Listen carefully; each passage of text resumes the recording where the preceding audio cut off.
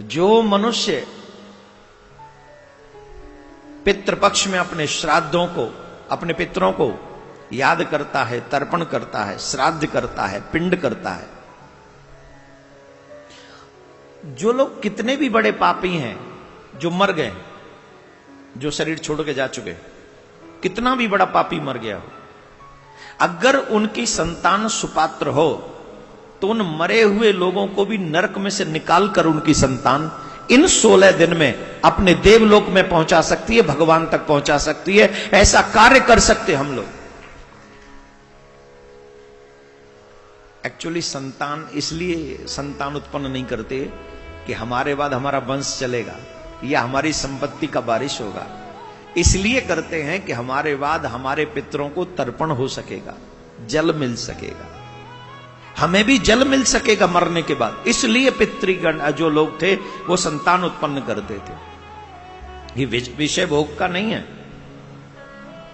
भोगों के लिए शादियां नहीं होती हैं, घूमने फिरने के लिए शादी नहीं होती है। एक सुयोग्य संतान जो हमारे, जिसके लिए मैं बार बार रोता आया हूं आपसे कथा में, बार बार कहा है आपसे कथा में। अच्छा चलो बताओ, कितने लोग ऐसे हैं जिनको ये पता है कि श्राद्ध में ये खाना चाहिए और ये नहीं खाना चाहिए, ये बनाना चाहिए और ये नहीं बनाना चाहिए? मालूम है किसी को? मालूम है?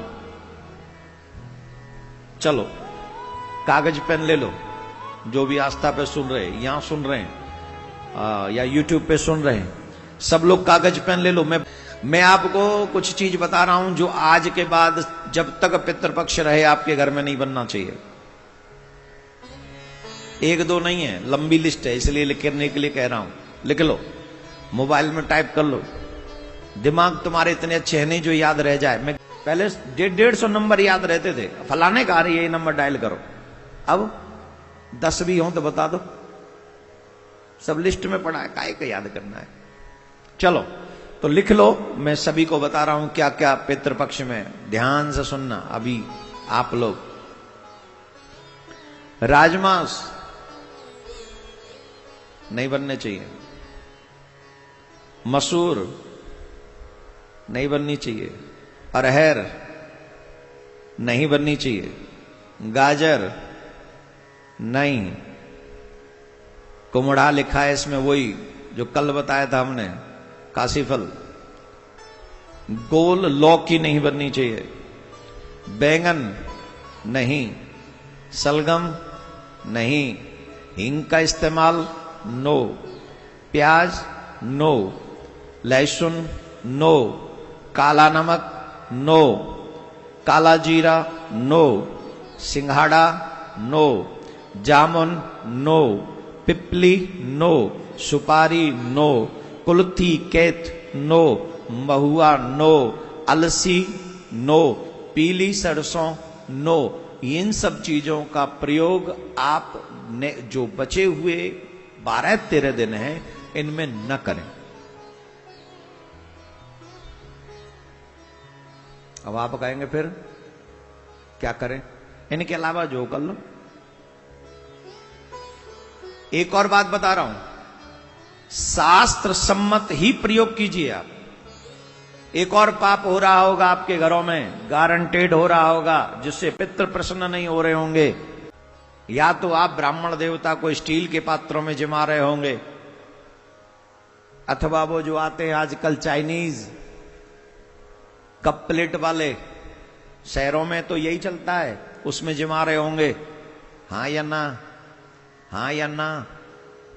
स्वीकार्य नहीं है, पितृगण स्वीकार्य नहीं करेंगे। पितृगणों को, जो ब्राह्मण देव आपके यहां भोजन करने आए, उनको सिर्फ पत्तल पे भोजन कराओ। पत्तल लाओ, पत्तल में भोजन कराओ। तो महाराज क्या क्या बना में फिर क्या क्या प्रयोग कर सकते हैं? अब बता दो, हम वो भी बता रहे हैं क्या क्या बना सकते हो, वो भी लिखो। जौ, गेहूं, मूंग, धान, तिल, मटर, कचनार, सरसों, परवल मिलते हैं, हाँ वो करो।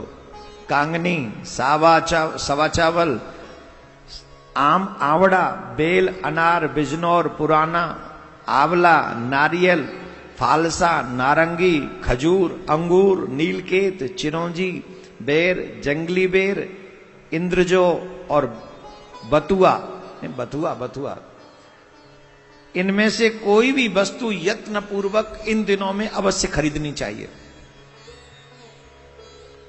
जैसे ही आप ये खरीदते हो, इनसे आपके पितृ प्रसन्न होते हैं। और ध्यान दें, जब भी ब्राह्मण देव भोजन करने आए श्राद्ध पक्ष में, तो जिस आसन पर ब्राह्मण देव बैठे आसपास में काले तिल अवश्य डाल देने चाहिए। काले तिल थोड़े से उसी आसन के आसपास, इसलिए नहीं ब्राह्मण देवता को धमकाना है, डराना, इसलिए कि काले तिल पितरों को बहुत प्रिय है। आपसे एक और निवेदन कर दूं, जब आप पितरों को तर्पण करें दक्षिण की तरफ मुंह करके, कितने लोगों को तो पितरों का तर्पण करना, जल देना भी नहीं आता होगा। कैसे देते हैं जल पितरों को? सूर्य भगवान को जल देते हैं ऐसे। अब मैं कैसे करूं, ये माए कड़ रहा है, ऐसे सूर्य भगवान को जल देते हैं ऐसे, ठीक है। ऋषि गणों को जल देते हैं ऐसे, वो ऐसे नहीं देंगे। जो सप्त ऋषि इत्यादि उनको भी जल देना चाहिए इन दिनों में, वो देंगे हम ऐसे, लोटा पकड़ेंगे यहां से और यहां से, तो ऐसे जल चढ़ेगा। और पितृगणों की जो स्थान है वो ये है, ये थंब और फर्स्ट फिंगर, इसके मध्य से फिर वो जल चढ़ेगा ऐसे, और वो भी दक्षिण दिशा की तरफ मुंह करके। ये ध्यान देंगे, दक्षिण दिशा की तरफ। अब आप कह रहे होंगे लोटा गिर जाएगा, मैं रोज चढ़ा रहा हूं, मुझ पे तो गिरा नहीं। लोटा नहीं गिरेगा, पकड़ के रखोगे संभल जाएगा। तो इसलिए, और उस जल में काले तिल डालकर, कुश डालकर अगर आप जल चढ़ाएंगे, कुश भी बहुत प्रिय है। अगर कोई ब्राह्मण देव भोजन करने आए, जो कि जमाना ही होगा, मैं आप सबसे निवेदन कर रहा हूं, जितने भी लोग मुझे इस समय यूट्यूब पे अथवा आस्था पे सुन रहे हैं, सबसे एक आग्रह, पहली शर्त तो यही है कि आप अपने घर में ही ब्राह्मण को जिमाएं, पहली बात। दूसरा, अगर आपसे ये संभव नहीं हो पा रहा है, आप बहुत बाहर हैं, तो जैसा कि हमारे मिशन के लोग भारत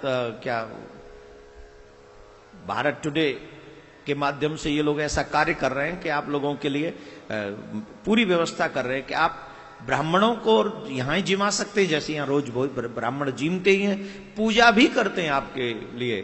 तो जो आप वहां समर्थ हैं, तो यहां इनको कह दीजिए कि भाई आप करिए, लेकिन जिमाइए अवश्य ब्राह्मण देवता को। तो ब्राह्मण जहां जिमे में काले तिल थोड़े से डाल दी जाए, चाहे 2-3 ही हो, और थोड़ा सा कुश डाल दिया जाए, तो वहां वो पितरों को बहुत प्रिय होते, कुश और काले तिल।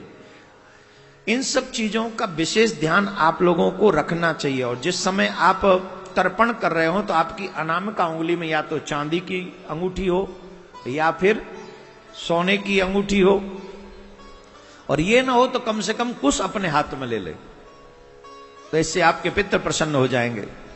देखो मैंने क्या कहा, श्राद्ध पक्ष में केले के पत्ते, वो मिट्टी, चीनी के बर्तन जो वो चाइनीज, और स्टील के पात्र, ब्राह्मणों को कदापि उसमें भोजन न कराएं, कदापि उसमें भोजन न कराएं।